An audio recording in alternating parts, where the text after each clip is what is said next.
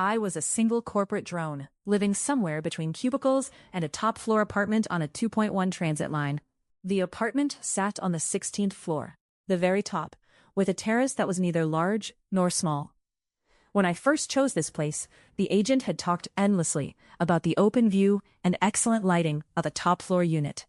But there was only one reason I picked it. It was high, and it was quiet.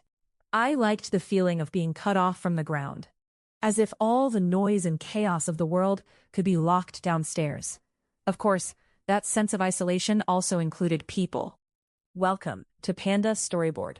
Put on your headphones, get cozy, and settle in. Let's enjoy this story together. If you like it, don't forget to subscribe and give the video a like. Now, let's begin. My parents divorced when I was very young, and quickly rushed off toward their new lives, new families, and new children. I was the one left behind. The holiday transfers they sent each year were the only way they remembered I existed, more like a legal obligation they had to fulfill than any form of affection. Over time, I got used to it.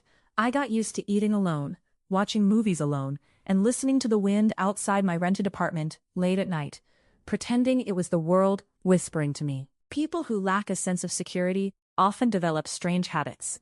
I was no exception. I liked hoarding supplies in my apartment. It didn't look like a young woman's home at all, but more like a small warehouse. In the living room, boxes of compressed biscuits and bottled water shoved the sofa into a corner, leaving only enough space for me to curl up. In the bedroom wardrobe, there were only a few pieces of clothing, while most of the space was taken up by batteries of various sizes, candles, first aid kits, and toolboxes. Other people grew flowers on their balconies. I grew potatoes and scallions. Every time my friend Xiaoya came over, she would click her tongue in amazement and laugh, saying I lived like a hamster. Wan, you live way too tensely, she said, stockpiling all this stuff. Anyone who didn't know better would think you're about to go survive in the wilderness, she complained as she pushed aside a box of self-heating hot pot and collapsed onto my only sofa seat. I just smiled and said nothing, silently picking up the potato chip wrapper she had tossed on the floor. These things were the sense of security I had constructed for myself. They wouldn't leave. They wouldn't betray me. That day was just another ordinary night of overtime. I dragged my hollowed-out body out of the subway station and merged into the crowded evening rush. My phone vibrated in my pocket, and I assumed it was another soul-crushing work group message, so I ignored it. It wasn't until I opened my apartment door and collapsed among the clutter that I remembered to check my phone. It wasn't work. It was a text message from an unfamiliar number. The message was short. 5 days from now, a storm will destroy all of humanity. A full zombie outbreak will occur. Please prepare. I froze for 3 seconds, then snorted in laughter. What an idiot. I casually tossed the message into the trash folder. Pranks these days were getting more and more outrageous. If he was going to lie, why not say Godzilla was landing next? Life was already absurd enough. I had no interest in playing a role-playing game with some bored stranger. I tore open a packet of instant noodles, and the moment hot water poured in, steam and fragrance rose together. This was real life. But just as I slurped my first bite, my phone vibrated again. This is not a joke. The virus originates from an ancient deep-sea bacterium.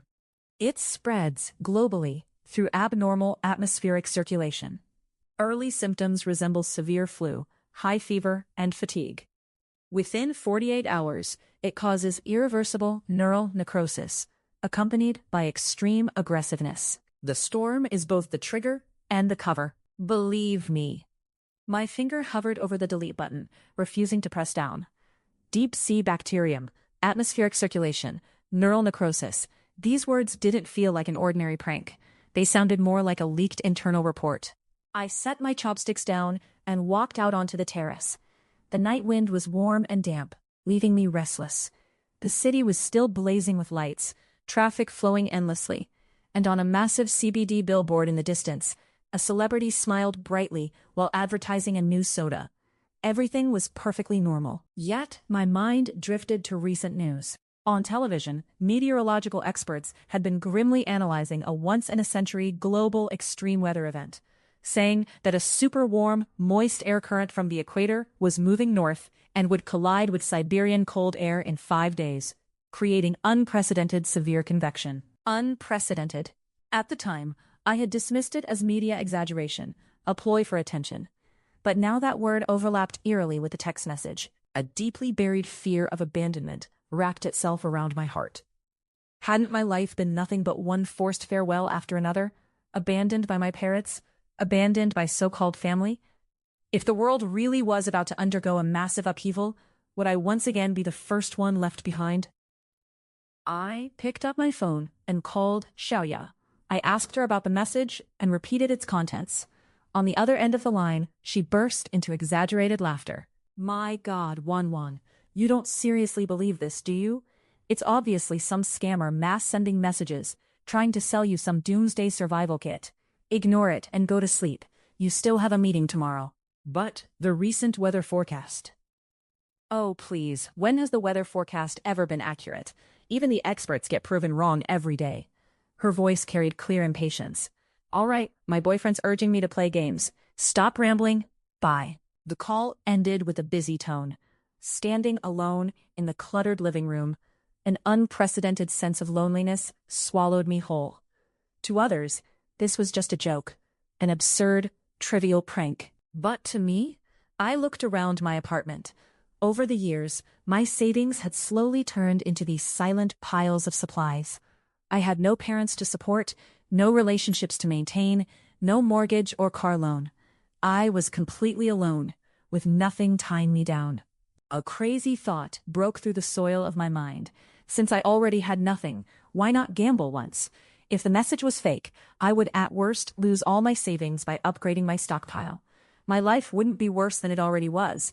I would still be that lonely, unloved office worker. But if the message was real, then I would win the right to survive. Smash the broken jar completely. That was how my mother had described me during the divorce. She had said, no one's going to take care of this child anyway, so let her just smash the broken jar completely. Fine, then I would smash it thoroughly.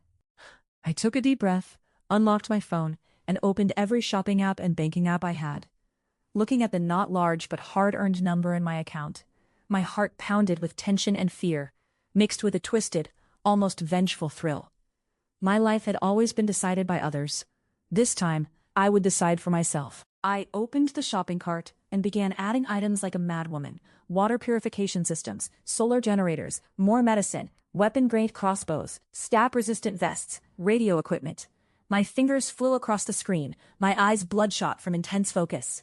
After hitting the payment button, I collapsed onto the sofa, my racing heart slowly calming into a drained, empty stillness.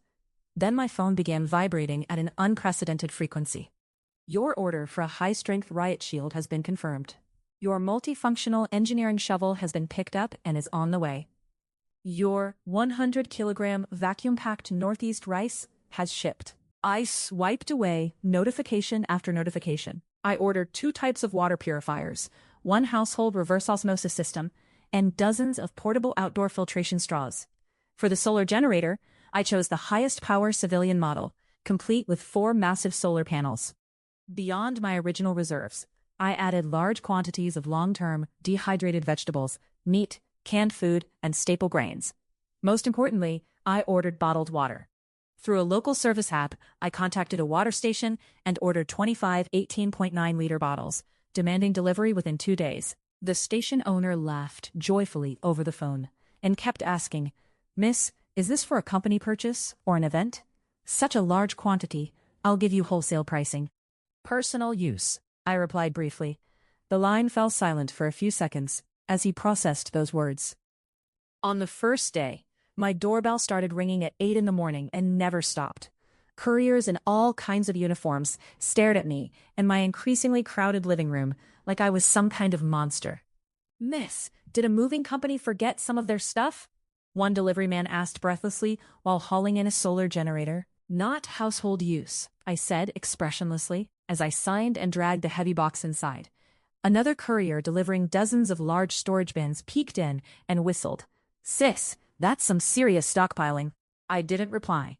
I shut the door. I had 5 days to turn this 100-square-meter space into a fortress capable of surviving the apocalypse. Boxes piled up to the ceiling in the living room. I cleared out the floor-to-ceiling windows leading to the terrace and bought angle iron and steel mesh to reinforce the railing, leaving only necessary ventilation gaps.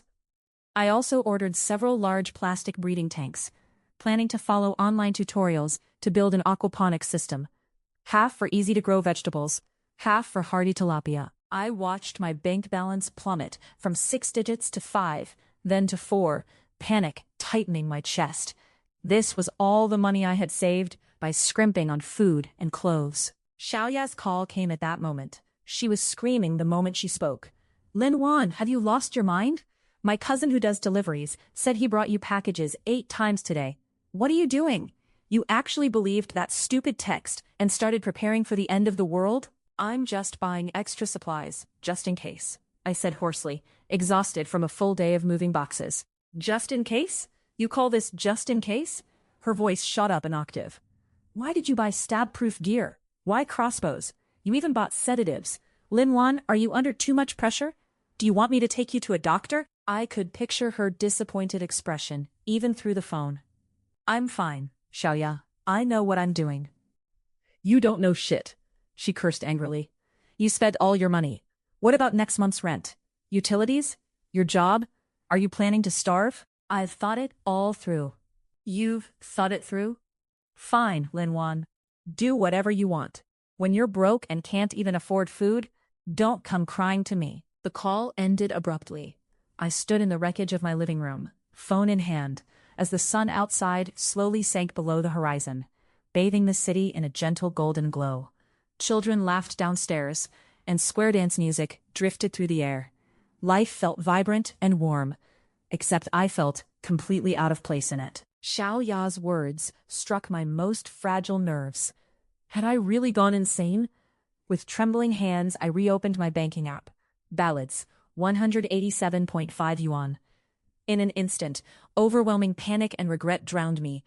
I collapsed onto the floor, leaning against a box of cold canned food. What had I done?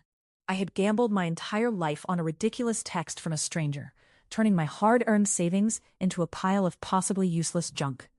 I was a complete idiot, a paranoid lunatic, driven mad by insecurity. The person who sent that message must be laughing behind the screen right now. Tears poured out uncontrollably, born from deep disappointment and self-loathing. I saw myself again as that little girl abandoned in an empty room during my parents' divorce. Just as helpless, just as foolish. I sat there crying on the cold floor for a long time, until my phone screen lit up again. It was a weather alert. Extreme warning. Superstorm Poseidon has formed. Unprecedented intensity. Expected to make landfall on the southeastern coast in 4 days, bringing extreme rainfall and devastating winds. Citizens are advised to prepare and avoid unnecessary outings. Unprecedented. Devastating. Those words overlapped once more with the warning in the text message. I wiped away my tears and slowly stood up. At the window, the sky burned with an eerie, flame-like sunset, and the unease in my subconscious tightened around my throat again. No, I couldn't collapse now. I turned to look at the piles of supplies filling the room. These cold, silent objects were now my only support. I took a deep breath, walked to a newly delivered toolbox, and pulled out a brand new wrench. I needed to reinforce the terrace railing before nightfall. No matter what, I told myself, at least I had tried. To survive, I had done everything I could. That was enough. For the next 3 days, by day I was a receiver and mover, dragging supplies into my fortress. By night, I became an assembler, following manuals and video tutorials to install and test the solar generator, water purification system, and radio equipment, one by one. I reinforced the terrace railing tightly with angle iron and steel wire mesh, leaving only a few small openings for observation and ventilation. Inside the newly purchased plastic breeding tanks, the water pumps began running 24 hours a day, producing a monotonous, yet strangely reassuring hum. I even assembled the brand new crossbow and fired several bolts into a thick stack of old magazines. Most of them sank deep into the pages with a dull thud, and that heavy impact gave me a fleeting, illusory sense of power. I quit my job. I didn't say anything in person. I simply sent a short message in the company group chat, then exited every work-related group. The HR manager's calls blew up my phone. I ignored them all. In the face of the apocalypse, KPIs and PowerPoint presentations became the most laughable dust imaginable. On the fourth day, the storm named Poseidon arrived right on schedule. From early morning, the sky took on a sickly, leaden gray. The wind grew stronger and stronger. I stood in front of the floor-to-ceiling window, looking down at the streets below, which were usually bustling, but now completely empty. Trees were bent violently in every direction, and trash bins rolled and bounced across the road. On the fifth day, when the doomsday countdown hit 0, I didn't sleep at all. The storm showed no sign of weakening. At 5 in the morning, the sky was still as dark as midnight. I sat in the pitch-black living room, holding the cold engineer's axe in my arms, quietly listening to the wind. My phone screen lit up. It was that familiar, unfamiliar number. This was the final message he sent me. Only 3 words. It's begun. Almost at the same moment, I heard the rain. It wasn't ordinary rain, but as if someone were hurling countless stones violently against my windows, producing an intense, crackling barrage. I walked to the window, and with the help of occasional flashes of distant lightning, saw the legendary rain. It was yellow, murky, earth-colored water, carrying a strong scent of rust. The yellow rain smeared across the glass, blurring the entire world. My heart contracted violently. It felt as though my blood froze in an instant. I turned on the television. Every channel was occupied by the same emergency broadcast. On the screen was a pale-faced female anchor, forcing herself to remain calm, with glaring red words behind her reading, Special Level Emergency State. According to confirmation from the National Disease Control Center, this rainfall contains a newly discovered active virus of unknown origin. The virus can infect through skin contact. Initial symptoms include high fever and disorientation, followed by uncontrollable neurological degeneration and extreme aggressive behavior. All citizens are urged to return indoors immediately, seal doors and windows, and avoid any contact with the yellow rain. Repeat, this is not a drill. The anchor's voice began to tremble. Her eyes flicked uncontrollably off camera, as if something terrifying was happening there. The image suddenly shook violently. A shrill scream came from off-screen. Then the signal cut out. The screen turned into blinding static. I dropped the remote and grabbed my phone. The network was still up. The trending list on Weibo was already flooded with blood-red hot topics. Yellow rain virus. Indiscriminate attacks on streets. City Central Hospital has fallen. How to effectively isolate at home. My hands shaking, I tapped the first topic. A video shot from a high-rise appeared. At the intersection below, more than a dozen cars had crashed together. Thick black smoke rising into the air. A man soaked by the rain was smashing his head violently against the door of a bus. His forehead was already mangled and bleeding, yet his movements never stopped. In another video, a woman suddenly collapsed at the entrance of a supermarket, her entire body convulsing. A few seconds later, she sprang up and lunged at a passerby who tried to help her, biting straight into their neck. The glow of my phone illuminated my completely bloodless face. I saw it all. I watched the world collapse inch by inch before my eyes. Streets and malls I once knew had turned into bloody slaughter fields. All doubt, luck, and self-denial were shattered by these gore-filled images. I wasn't crazy. The world was. A suffocating dizziness swept over me. My stomach churned violently. I rushed into the bathroom and retched over the toilet, but nothing came up. I splashed cold water onto my face and stared at the pale woman in the mirror. No, this wouldn't do. Fear solved nothing. I walked out of the bathroom, my movements becoming mechanical and swift. First step, cut off all physical connections with the outside world. I pulled the heavy blackout curtains shut in one motion, sealing off the apocalyptic scene outside. The apartment plunged instantly into complete darkness. Second step, energy control. I shut off the main power switch, leaving only a few outlets connected to the solar battery. The grid could collapse at any moment. I had to conserve electricity as much as possible.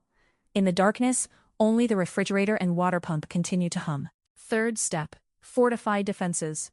I shoved the heaviest solid wood storage chest, filled with rice, firmly against the apartment door, then wedged a chair under the door handle. I knew it was mostly psychological comfort, but it still made me feel slightly better. After finishing all this, I groped my way back to the center of the living room and sat down on the small remaining space of the sofa. Darkness wrapped around me. Wind, rain, and faint inhuman howls from afar filled the air. I wasn't afraid anymore. When the worst possibility became reality, fear settled and transformed into reason. My fortress was safe. My supplies were enough to keep one person alive for a long time. Live, I told myself. No matter what. Live. I curled up on the sofa for the entire night, the engineer's axe clutched in my arms. The storm and the howls continued without pause. Yet, because of extreme exhaustion and mental strain, I finally drifted into a shallow sleep just before dawn. A single heavy bang jolted me awake. It wasn't the wind.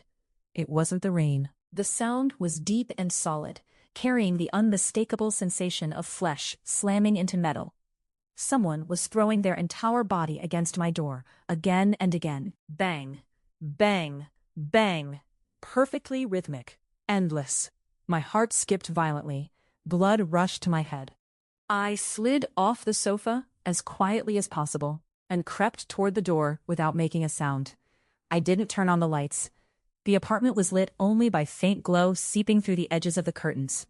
Holding my breath, I carefully leaned toward the peephole. The view through it was warped and grotesque, distorted by the fisheye lens. The hallway's motion sensor light was on, illuminating a familiar face. It was the man who lived on the floor below me, a young programmer. We did run into each other a few times in the elevator. He usually wore headphones, spoke little, and carried a faint smell of tobacco. But now, that face could no longer be called a face. His eyes were completely clouded, pupils scattered into two unfocused gray dots. His mouth hung half open, drool mixed with blood spilling out. His forehead was pressed directly against the center of my security door, already smashed into a bloody mess. Each impact left a fresh, sticky smear of blood on my door. He simply repeated the act of ramming the door, numb and mechanical. His entire world seemed to contain nothing but the iron door blocking him. I clamped a hand over my mouth, suppressing the scream clawing up my throat. My stomach churned violently. A living person had become the monster, staring back at me through the peephole. Another massive crash snapped me back to my senses. I crawled back into the living room almost on all fours and used every ounce of strength to shove the heaviest boxes toward the door. Cases of bottled water, the incredibly heavy solar battery. I piled everything I could move behind the door, stacking it into a small mountain. When I finished, I collapsed onto the floor, my back soaked with sweat, gasping for breath. The banging continued, but muffled now by the thick barricade. A fragile sense of safety returned. Then a deeper, darker fear spread from the depths of my heart. I heard sounds downstairs. Not banging, but a woman crying. A child screaming. The sound was shrill and desperate, scraping repeatedly against my eardrums. Driven by some inexplicable impulse, I stood up and went to the reinforced terrace. I didn't dare pull open the curtains. I only peeked through the gaps in the steel mesh. Directly below our building, a woman in pajamas burst out of the unit entrance, a child clutched in her arms. She ran only a few steps before three staggering figures pounced on her. I couldn't see their faces. I could only see them tearing into her. The piercing screams quickly turned into muffled whimpers, then vanished entirely. Blood spread rapidly through the yellow rain, staining a patch of ground red. Nearby, a car lost control and crashed into a flower bed. Inside the vehicle, the driver was smashing their head violently against the steering wheel. Suddenly, the sky above me darkened. I looked up instinctively and saw a black shadow falling straight down from one of the upper floors. It was a person. Their limbs flailed helplessly in the air. Then came a dull thud as the body smashed into the grass below. I thought they were dead. But a few seconds later, the broken body twisted at unnatural angles, struggling to rise. The wandering figures below immediately converged from all directions. I couldn't watch anymore. I staggered backward and slid down against the cold glass, sitting on the floor. This wasn't movie effects. This wasn't CGI. It was real death. Hell on earth. Unfolding right before my eyes. I sat on the cold floor, listening to the muffled pounding at my door and the distant screams and tearing sounds below. And I cried. This time, Not from fear, not from despair. It was a lucid sorrow, for the dead, and for myself, who was still alive. After an unknown amount of time, I wiped away my tears and slowly stood up. I walked to the center of the living room and looked around my supply-filled fortress. My gaze changed. If before I had only been a paranoid hoarder driven by fear, then, from this moment on, I had to become a true warrior. A brutal clarity formed in my mind. First rule of survival: never open the door for anyone. Second rule of survival: make no unnecessary noise and never reveal your existence. Third rule of survival: forget that they were once human. They are now only hungry, moving predators. I pulled a brand new notebook and pen from a toolbox. I needed to replan everything. On the first page, I wrote the title with a trembling yet steady hand: Apocalypse Survival Plan, Version 1. Below it, I began listing items one by one. First, supplies management, food. Recount all food. Classify by shelf life. Calculate minimum daily caloric intake. Establish a strict rationing plan. Target sustain for at least 2 years. Second, water. Prioritize bottled water consumption. Test home purifier and portable filtration straws. Research feasibility of terrace rainwater collection and purification. Third, energy. Install solar panels immediately once weather improves. Strict power control. Cut off all non-essential devices. Fourth, defense and safety. Reinforce existing barricades and design rapid sealing plans.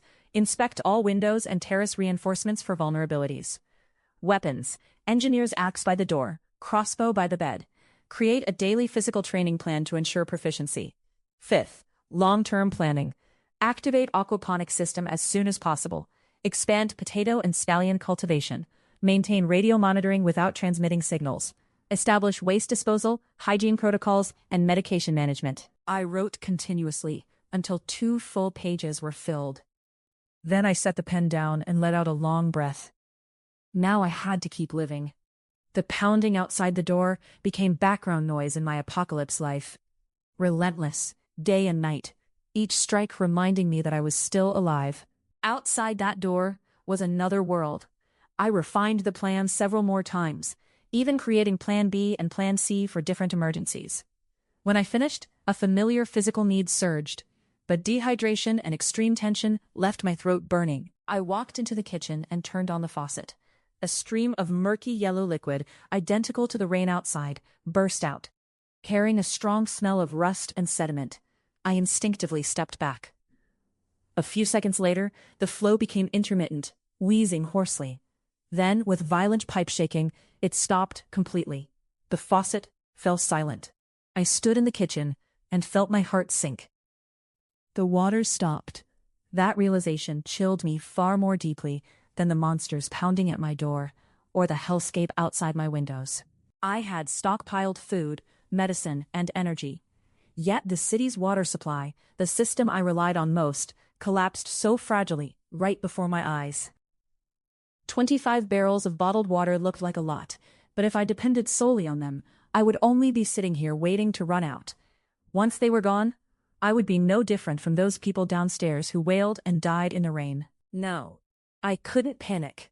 I opened my notebook and flipped to the section on water sources. I had prepared contingency plans for this scenario. I went to the mountain of supplies and struggled to drag out 2 large boxes. One held a household reverse osmosis water purifier. The other contained over a dozen portable outdoor filtration straws from various survival brands. This was my double insurance. I unpacked the bulky purifier first and connected the complex tubing piece by piece, according to the instructions, attaching the intake pipe to a spare barrel filled with bottled water. I needed to flush out any industrial residue from the new machine using clean water first. The purifier began to run, producing a low, steady hum. Minutes later, clear water flowed from the outlet. But I didn't dare drink it. Reason told me that this top-tier purifier, advertised to filter viruses and heavy metals, was reliable. But my survival instinct screamed warnings at me. That message had mentioned an ancient deep-sea bacterium. Who knew whether something so absurd could be filtered by existing human technology? What if the virus was still in the water?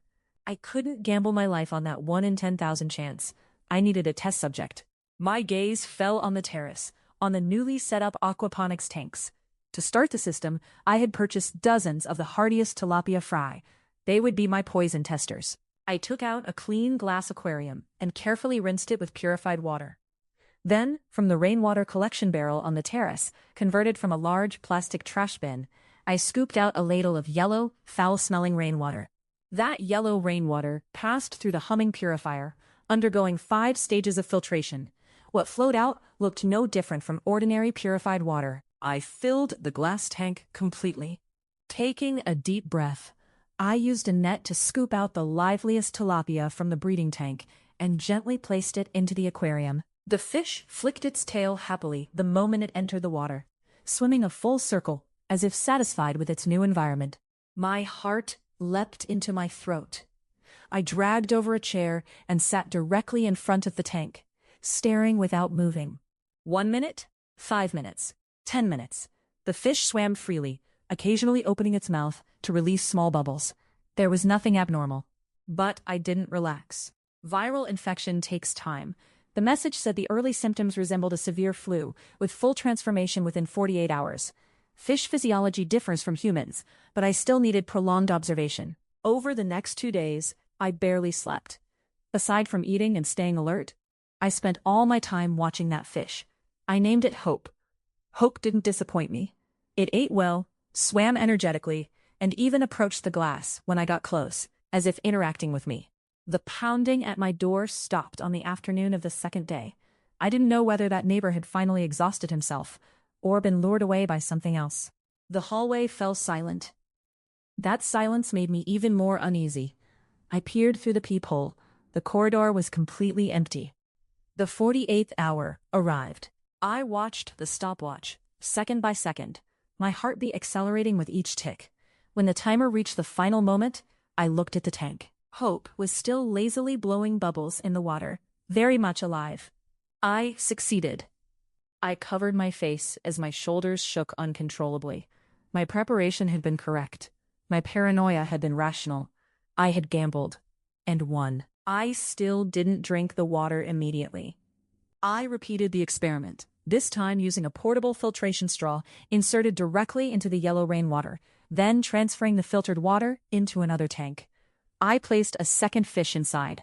I named it Verification. Another 48-hour wait followed. Verification also remained perfectly healthy. At last, I fully confirmed that my purification equipment could turn deadly yellow rain into life-saving drinking water. I had solved the most fundamental and lethal problem of apocalypse survival. I took a cup and walked to the purifier, solemnly filling half of it with water. The water was clear and odorless. I looked at my reflection in the cup. The woman staring back was pale, with sunken eyes, but there was an unprecedented brightness in her gaze. I raised the cup toward hope and verification in a silent toast. To us. Then I tilted my head back and drank it all in one gulp. The water was sweet. It was the most delicious water I had ever tasted.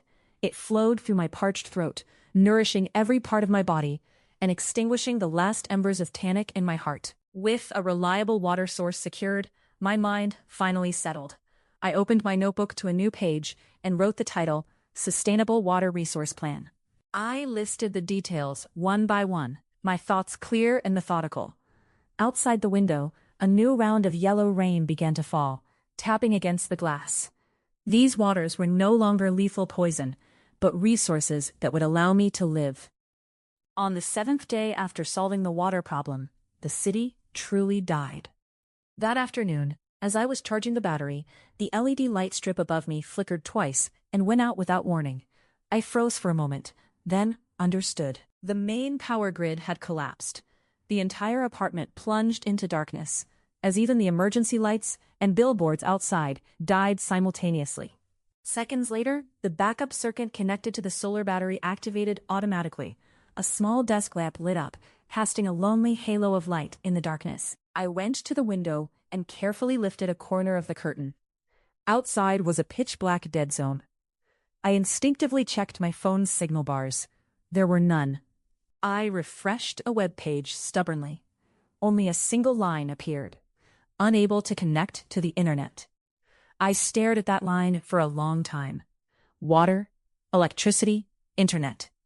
The three pillars of modern civilization collapsed at once. My phone, once a window to the entire world, had become nothing more than a slab of glass for checking time and old photos. An unprecedented loneliness pressed in on me from all sides. I sat in the darkness, listening to my heartbeat. To keep myself from going mad, I forced myself into motion. I pulled a hand crank radio from the toolbox, turned it on, and twisted the tuning knob. I gave up on the radio and picked up my binoculars and apocalypse survival plan. If I couldn't get information from the outside world, I would gather it myself. I went to the terrace, set the binoculars between the gaps in the steel mesh, and aimed them at the street below. I opened a new page and wrote the title, Infected Behavior Observation Log. My first subject was the 24-hour convenience store downstairs. At the entrance, an infected wearing a blue uniform wandered aimlessly. I named it Blueberry. Log entry 001. Blueberry exhibited slow but not dragging movement, minimal response to visual stimuli, and extreme sensitivity to sound. A stray cat ran past it without eliciting any reaction. But when a car window shattered 50 meters away, it immediately turned and moved roughly 10 meters toward the sound before losing interest. As I wrote my first entry, my palms were slick with cold sweat. Over the following days, my life settled into an eerie rhythm. During the day, while the solar panels greedily absorbed the unusually clear post-apocalyptic sunlight, I recorded the behavior of the samples below. I discovered that they had no concept of sleep, only entering a standby-like state when energy depleted. They were confined to specific areas, repeating the same patrol routes day after day. I assigned them all code names. The suited man circled endlessly at the office building entrance. The delivery rider kept trying to lift his fallen scooter. The woman in the red dress struck a car window at fixed intervals. At night, I returned to my Eden. I tended my potatoes and scallions, their tender green leaves glowing with life under the lamp. Hope and verification floated lazily in their tanks, and the younger tilapia grew fatter by the day. I even began composting kitchen waste. Watching trash transform into fertile soil brought a satisfaction I had never known. I was no longer the girl who lived on takeout and couldn't keep a cactus alive. One night, I cooked a bowl of canned meat noodles with freshly harvested scallions. With no internet and no television, I sat quietly, listening to the hum of the water pump as I ate. The hot food soothed my stomach and my nerves. At the window, I saw my reflection. I was thinner, hollow-cheeked, but my eyes were calm and focused. I leaned against the glass and whispered, "You survived." 1 month after the apocalypse, I had become a precise biological clock. I thought life would continue like this, until one day, a color appeared in my binoculars that didn't belong. In a window across from me, on the 15th floor of Building 2, a man raised binoculars just like mine. My heart slammed hard. A living person. There were probably 5 of them. The leader was a tall, middle-aged man. I called him the captain. He always carried binoculars and was responsible for reconnaissance and command. There was also a young woman, quick and agile in her movements. I guessed she handled field operations. The other 3 were hard to see clearly, but they always coordinated closely with the captain and the girl. A week later, their plan began. That morning, just as dawn was breaking, the city was still wrapped in a thin gray-blue mist. I saw the captain make a hand signal at the window. A few minutes later, a huge metallic crash echoed from the direction of the community's east gate. I immediately swung my binoculars over and saw a car they had pushed onto a slope earlier slide down and smash into the iron gate. A diversion. The infected wandering below instantly lurched toward the source of the sound. Now, the unit door of Building 2 cracked open, and the young woman slipped out. 2 people followed behind her, carrying heavy backpacks. They hugged the walls, using flower beds and abandoned vehicles as cover, moving in a tactical formation I had only ever seen in movies, advancing rapidly toward the western exit of the compound. My heart leapt into my throat. Sweat soaked my palms, making the binoculars slick in my hands. I watched them successfully cross the small square and slip past an infected in standby mode. I saw the girl vault cleanly over a fence and turn back to help her companions. Hope, fragile as a newly sprouted seedling, broke through the soil of my heart. So it was possible. There really was a way to leave this place. If they succeeded, did it mean there were still safe zones in this world? Government-built shelters? A future? My gaze locked onto them so tightly that I forgot to breathe. They were less than 50 meters from the west gate. A rugged off-road vehicle was parked there, clearly prepared in advance. Then, the accident happened. The man bringing up the rear had his backpack strap snagged on a protruding steel rod. He struggled in panic, and a metal water bottle slipped out of the pack. It hit the concrete with a sharp clang. The sound wasn't loud, but in the deathly stillness of dawn, it was like a thunderclap. The nearest infected, the creature I had labeled the red dress lady, jerked her head around. Her hollow eye sockets locked precisely onto the source of the sound. A piercing shriek, utterly inhuman, erupted from her throat. "It's over." Those were the only words left in my mind. As if responding to a signal, the infected who had been drawn to the east gate instantly changed direction, surging toward the west gate, like a tide. Up above, the captain waved his arms frantically, as if shouting warnings, but it was too late. The man with the water bottle was the first to be knocked down. I didn't even see how it happened. One moment he was there, the next he was swallowed by a mass of bodies, blood splashing upward. The girl and another companion had already reached the off-road vehicle. She yanked open the door and turned back, screaming something hoarsely. But, as her companion tried to pull open the other door, an infected crawled out from beneath the car and grabbed her ankle. She crashed heavily to the ground. The look of despair on the girl's face was unmistakable, even from several hundred meters away. She hesitated for less than a second.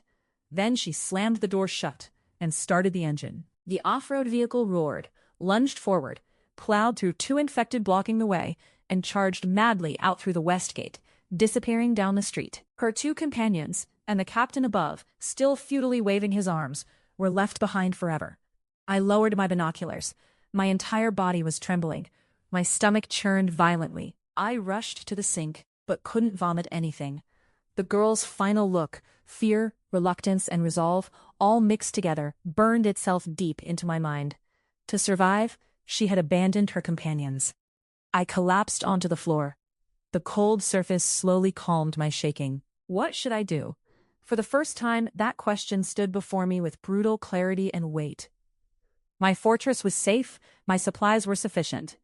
But this safety and abundance were bought with absolute solitude. I was alone, living inside a vast tomb. Outside there were still living people. There were groups, plans, attempts to escape. Did I want to join them? Once the thought appeared, it refused to be suppressed. I began pacing restlessly around the room. I stood before my piles of supplies, staring at the mountains of food and medicine, my foundation of safety. Then I went to the window and looked at the blood-soaked chaos below, the unknown price. I even began drafting an exposure plan. I could flash Morse code toward Building 2 at night.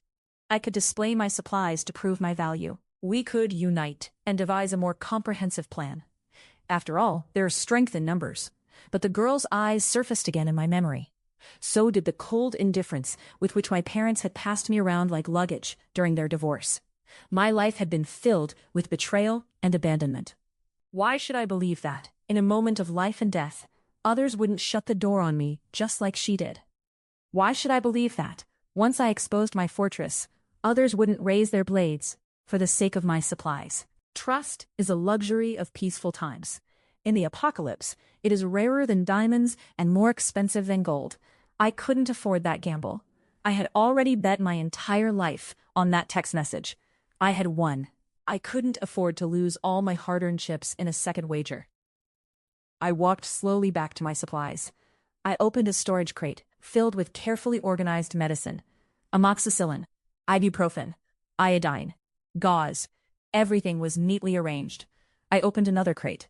Vacuum-packed rice, rows of meat, canned food, compressed biscuits. They sat silently in the darkness, radiating a sense of security more reliable than any promise. I picked up my apocalypse survival plan and flipped to a new page. I did not write an exposure plan. Instead, I began recounting and recording all my supplies. Food, staple grains, approximately 300 kilograms. Canned food, 857 units. Dehydrated vegetables, 20 kilograms. Estimated duration for one person, 2 years and 8 months. Water, Bottled water. 472.5 liters. Strategic reserve. Rainwater purification system. Functioning normally. Medicine. Antibiotics. Anti-inflammatory drugs. Emergency supplies. Fully stocked. Energy. Solar generator and battery systems in good condition. Weapons. 1 crossbow with 50 bolts. 1 engineer's axe. 1 stab-resistant vest. I wrote item by item, as if reinforcing my resolve. Every number and every noun became a reason for choosing solitude. After finishing the final entry, I closed the notebook. The girl who disappeared outside never returned. The windows of Building 2 never lit up again. I picked up my binoculars and aimed them at the man who had dropped the water bottle and his companions. They staggered to their feet and joined the ranks of the mindless wandering horde. I watched them with a calm heart. I chose the latter path. I would continue to stand alone. Time is a terrifying solvent. It dissolves steel and concrete. It also dissolves the walking dead that infest the streets. More than half a year after the apocalypse began, the samples I had once observed and catalogued finally met their true end. They rotted, collapsed, and eventually became scattered piles of unrecognizable clothing and dry bones. Blueberry, the one in the blue uniform, was blown apart by the wind into scraps of fabric. The red-dressed lady, once obsessed with smashing car windows, was reduced to a curled skeleton in the driver's seat. The howls disappeared. The crashing sounds vanished. The city fell into ultimate silence. This silence was utterly different from the chaotic clamor of the apocalypse's beginning. It was far more suffocating. My fortress ran better than ever. The terrace garden thrived with life. I harvested potatoes twice. Tomatoes hung heavy on the vines. In the aquaponics system, the original fish had long since grown large and even reproduced, tiny fry darting through pipes and tanks. The water pump hummed tirelessly day and night, driving this miniature ecosystem. I learned to compost. I learned how to pollinate tomatoes. I learned to calculate the optimal tilt angle for solar panels. My notebook no longer contained infected behavior logs. Instead, it held crop growth cycles, protein sources, and sustainability reports. My life was terrifyingly calm. I woke at 6 every morning by my biological clock. I checked the batteries, watered plants, fed fish. At noon, I processed a small piece of jerky left from the previous day, paired with half a tomato. In the afternoon, I trained for an hour, the pull of the crossbow now effortless. At night, I sat by the darkened window, staring at the silent outline of the city, while slowly eating a bowl of mashed potatoes. There were no threats, no crises, no urgent problems demanding resolution. I lived efficiently, methodically, and alone. At first, I thought this was victory. I had defeated hunger, defeated the virus, defeated chaos. But soon I realized I still had one final enemy, myself. Loneliness was no longer a price paid for safety. It became a slow-acting torture. I began talking to myself. At first, it was only while cooking. I would mutter unconsciously, "Did I add too much salt today?" No one answered, only the hum of the water pump. Then it worsened. I started talking to my plants. "Hey, you're growing well today. In 2 days, this lettuce will be ready. Look at you, curling your leaves already. Good job." Later still, I turned my attention to the mirror. The bathroom mirror became my confessional. Every morning while washing up, I spoke to the pale, hollow-cheeked woman staring back at me. "Morning," I said, forcing a stiff smile. The woman in the mirror returned the same smile. "Did you sleep well?" I asked. She said nothing. She only looked at me with those bottomless eyes, filled with familiar exhaustion, vigilance, and a hint of madness I dared not examine too closely. "I'll tell you something," I said. While washing my face with homemade, oddly scented soap pods, I rambled on. "I dreamed about hot pot last night. The kind we used to eat before the apocalypse. The place Xiaoya and I loved, with tripe, duck intestines, and brain. My God, I'm almost forgetting what they tasted like." I stopped and looked at myself in the mirror. Water droplets slid down my face like tears. "Do you want some?" I asked. She continued to stare at me in silence. This one-sided conversation gradually became a form of psychological self-torture. I craved a different voice. Even an argument would do. I think we should finish the canned food in Zone B first, I said. They close to expiring. Then I played the other role myself, replying in a sharp, unfamiliar tone. No, the beef cans in Zone B are strategic reserves. They're our last protein source. They must be saved for emergencies. But isn't this already an emergency? We haven't seen a living person in half a year. Living is living. What does it matter whether it's noble or pathetic? Do you want to go back to worrying about getting fired and paying rent? Now you're a queen. This is your kingdom. But it's a kingdom with only me. I roared at the mirror, my voice hoarse. The woman in the mirror wore the same pained expression. I slid down to the floor, my back against the cold wall. What am I doing? I was arguing with a fictional version of myself. I began frantically scrolling through my phone. That small slab of glass became my only connection to the past. I watched photos of Xiaoya and me again and again. I replayed her voice messages, complaining about her boss, until I could recite them by heart. I even opened my parents' profiles, staring at family photos that had nothing to do with me. Their new children, their new lives. I no longer felt resentment, only a deep, absurd sadness. Were they still alive? Or had they become like those downstairs, reduced to piles of bones? I didn't know. I watched every photo, every video, every chat log on my phone until the battery died. Then I used the hand crank generator to recharge it to 1.1%. The process felt like recharging myself, but the comfort grew weaker each time. I began to suffer from insomnia. In the dead of night, I lay awake listening to my heartbeat grow louder in the darkness. I couldn't stop thinking, what if I had never received that message? Would I have turned into a biting monster in the yellow rain? Or would I have died somewhere unknown, like Xiaoya, of hunger, illness, or betrayal?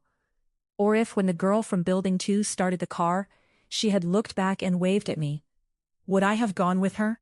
The unanswered questions gnawed at my sanity. My survival plan was flawless, my fortress impregnable. Yet my mind was slowly collapsing. I was like a patient trapped inside a sterile isolation chamber, my body untouched by illness, but my soul gradually withering away. I needed hope. Real hope. Something that came from the outside world. Something that could drag me out of this stagnant dead water. I stopped arguing with my reflection in the mirror and began a new routine. Every evening at dusk, when the sun sank and the horizon burned with that strange post-apocalyptic sunset, both eerie and dazzling, I would carry a chair out to the balcony and sit behind the steel wire mesh, lifting my binoculars. I no longer looked at the skeletal remains and ruins below. I had seen them far too many times. Instead, I turned my gaze to the sky, scanning the gray-blue expanse inch by inch, refusing to miss a single corner. I was searching for a glimmer that did not belong to the sunset, searching for a moving black speck, searching for even the faintest white contrail carved by an airplane. I knew it was foolish, far more foolish than talking to myself in the mirror, and I had been doing this for over half a year. If there truly were rescue efforts, if organized forces still existed, why had they never appeared? Yet I couldn't stop myself. This became the most important and most painful part of my day. I watched the sky shift from orange-red to violet-gray, and then sink into complete darkness, until stars filled the night sky. Every time ended in disappointment, but the next day, I would do it all over again. I was afraid that if I abandoned even this sliver of hope, I didn't know what I might do. Perhaps one day I would open my heavily reinforced door and walk into that silent city, not to search for supplies, but simply to search for sound. Any sound at all. I drifted through the days in a haze, until that afternoon arrived, no different from the 200 days before it. The sunlight was beautiful, pouring through the meticulously cleaned balcony glass, and casting a glossy green sheen over my potato leaves. I had just replaced a filter pad in the aquaponics system, and was crouched down, checking the growth of a tomato plant. It had already borne its fifth fruit, unripe and firm. I had grown accustomed to this silence, the hum of the water pump, the mournful whistling of wind through gaps between buildings, and the sound of my own heartbeat, which together made up my entire world. So, when that sound appeared, My first reaction was that I was hallucinating. It was a deep, continuous roar, approaching from afar, carrying a mechanical, powerful rhythm that shook the air and traveled up through the soles of my shoes, into my feet. My body reacted before my mind did. I shot to my feet, dizziness washing over me from crouching too long, and grabbed the breathing tank beside me as my heart hammered wildly, threatening to burst from my shriveled chest. This was no illusion. The sound grew closer and louder. It was a sound I had only ever heard in movies before the apocalypse, the thunderous roar of helicopter blades slicing through the air. I staggered to the window and grabbed the binoculars that had long since become an extension of my body. My hands trembled violently with excitement, and it took several tries before I could focus. At last, a black dot appeared at the edge of my vision. It rapidly expanded, its outline sharpening, dark green paint, a sturdy fuselage, and on the side a red military insignia that was blurred but unmistakable. In that instant, the mental dam I had built with reason and numbness collapsed completely. Tears surged out without warning, blurring my sight. I wiped my eyes roughly with the back of my hand and raised the binoculars again, staring at it with all my strength. It didn't fly away. Instead, it began circling above my area. They were searching for survivors. They were searching for me. A hoarse, inhuman scream tore out from deep in my throat. I hadn't shouted this loudly in far too long, and my vocal cords felt like rusted machinery, scraping my throat raw with pain. I needed a signal, something obvious. I rushed back into the living room like a madman, rummaging through mountains of supplies. Clothes were too dark, and white bed sheets might blend in with the rooftop. My gaze swept across a first aid kit in the corner and locked onto something inside it, a vacuum-packed item. It was an orange-red emergency survival blanket, something I had bought just in case. Its color was like burning fire, impossible to ignore. I tore open the packaging, grabbed the thin but brilliantly colored blanket, and sprinted back to the balcony. With all my strength, I thrust it through the gaps in the wire mesh and waved it frantically. The wind was fierce, snapping the blanket loudly in the air. "I'm here. Look here. I'm here," I screamed with everything I had. Tears and mucus covered my face, and I didn't care how miserable I looked. I just needed them to see me. The helicopter seemed to notice. It stopped circling, dipped its nose slightly, and flew toward my building, closer and closer, until it hovered in the air above me. The massive rotor blades whipped up a violent wind that nearly knocked me over. I saw the cabin door slide open, and a fully armed soldier lean out, gesturing downward, and then pointing at the rooftop. They were landing. I dropped the blanket, collapsed to the ground, and sobbed uncontrollably. I had survived. I really had survived. Minutes later, a heavy, rhythmic knock echoed from outside my door. Thump, thump. "Is anyone inside?" "We are the Eastern Theater Rescue Team. We saw your signal. Please, open the door." A young, powerful male voice pierced through my reinforced steel door and rang clearly in my ears. The first real human voice that did not belong to me in over 8 months. I scrambled up and rushed to the door. "I'm here," I said, my voice trembling beyond control. "The door is blocked. Please wait." I began frantically removing the barricades I had stacked against the door.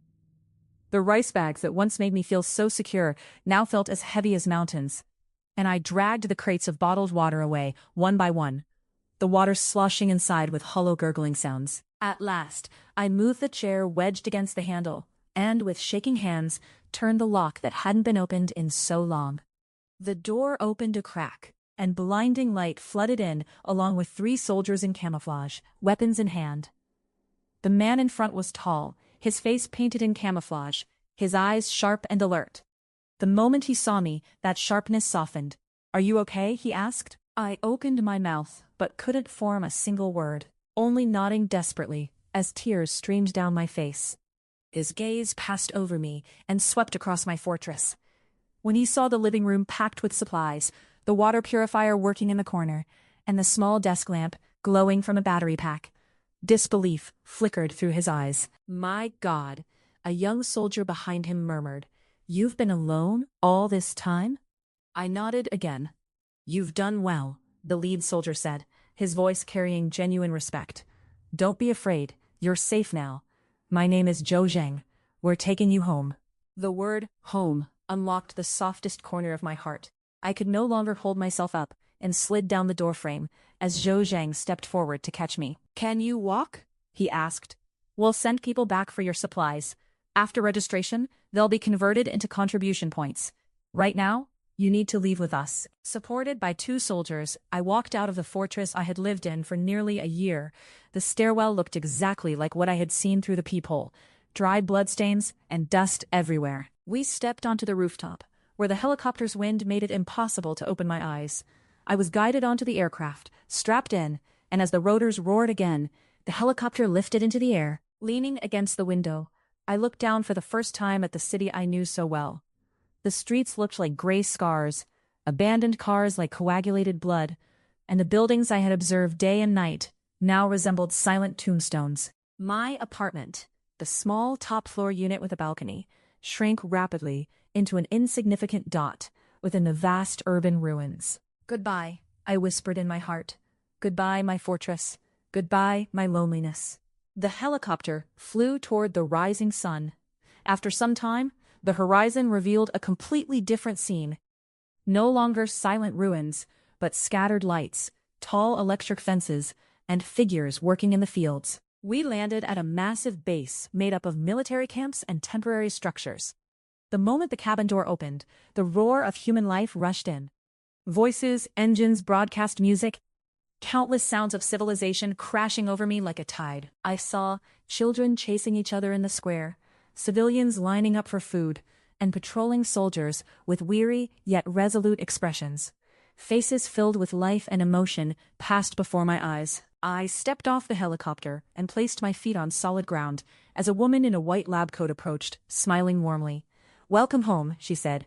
"Let's get you checked first, and then we'll arrange accommodations." I looked at her gentle smile, felt the bustle of people around me, and let the sunlight warm my face. The loneliness and terror of the past dissolved like a long, vivid nightmare, dispelled by the noise and warmth of this land. I took a deep breath. The air smelled of soil, of food, of people. My story, my solitary apocalypse, was over, and a new story was just beginning.